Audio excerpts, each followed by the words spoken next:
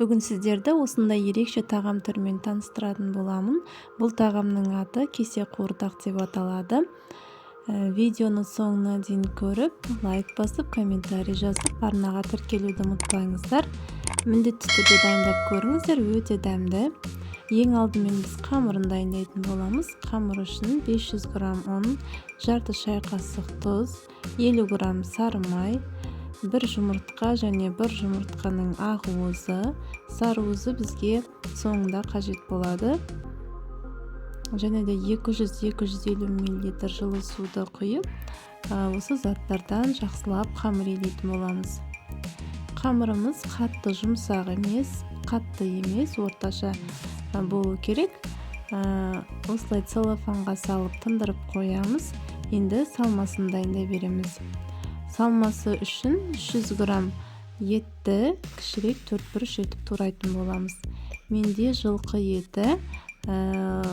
Сіздер қандай сиырдың еті болсын, қойдың еті болсын қолдануға болады. Тек жұмсақ жері болса болғаны. Енді 100 грамм құйрық майды кішкене ұсағырақ етіп турайтын боламыз. Бұл біздің жаңағы тағамымыз құрғақ болмас үшін. Және де кішкене қара бұрыш сеуіп, жарты шай қасықтай паприка саламыз. Менде еттің өзі тұздалған болғандықтан тұз қоспадым. Сіздерде еттеріңіз тұздалмаса, бір шай қасықтай тұз салуға болады. Енді осыларды тоңазытқышқа жарты сағаттай қойып қоямыз. Оғанға дейін біз басқа көкөністерді дайындай береміз. 2 пияз, осылай 4-1 етіп ұсақтап тураймыз, және 7-8 картоп қажет болады. Картопымызды да кішкене 4-1 етіп турайтын боламыз.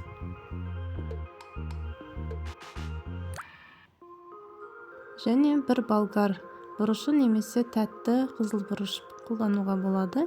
Менде қатырылған қызыл бұрышты пайдаландым.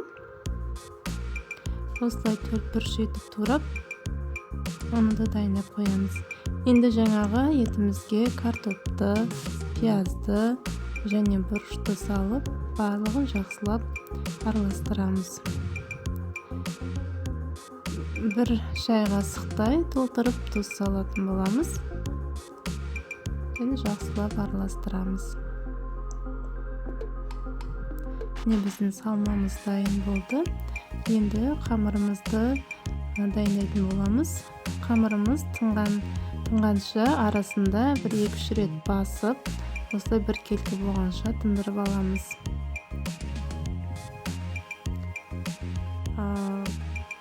Менде үлкен 3 үлкен және 3 кішкентай жаңағы қуырдақ шықты, кесе қуырдақ.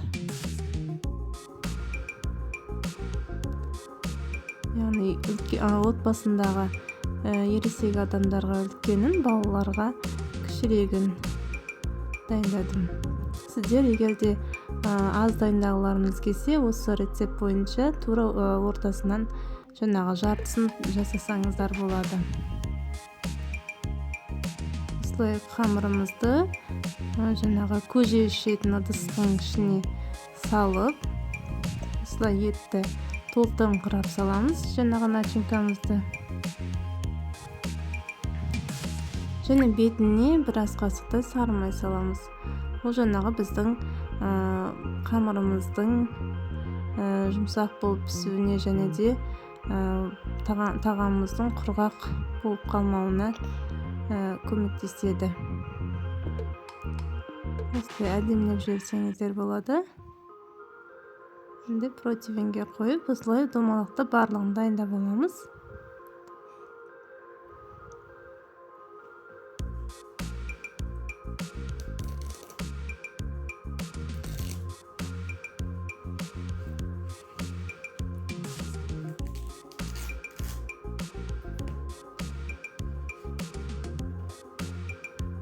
Бұл бізде кішкентай көлемдегі кесе қуырдақтар.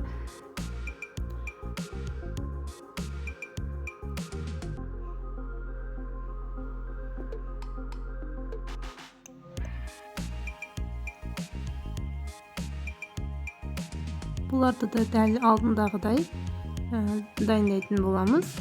Тек көлемі кішірек болады.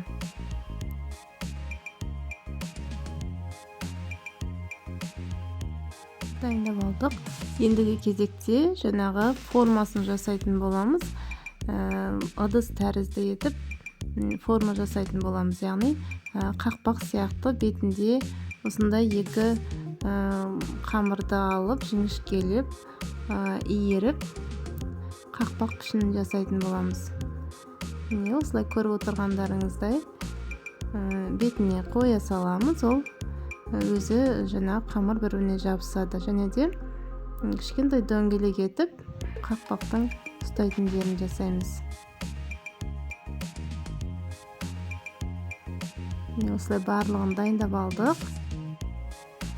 Ендігі кезекте бағана алып қалған сары уызымызбен барлығына тұтастай толық жағып шығамыз.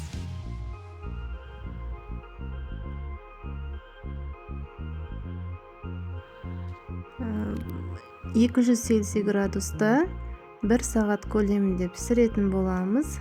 Ұзақтау піседі, себебі ішіндегі етіміз барлығы пісіп шығу керек. Міне біздің тағамымыз дайын болды. Өте дәмді. Үйдегілерге барлығына ұнады. Сондықтан сіздер де міндетті түрде дайындап көріңіздер. Ерекше дәмді болып шығады.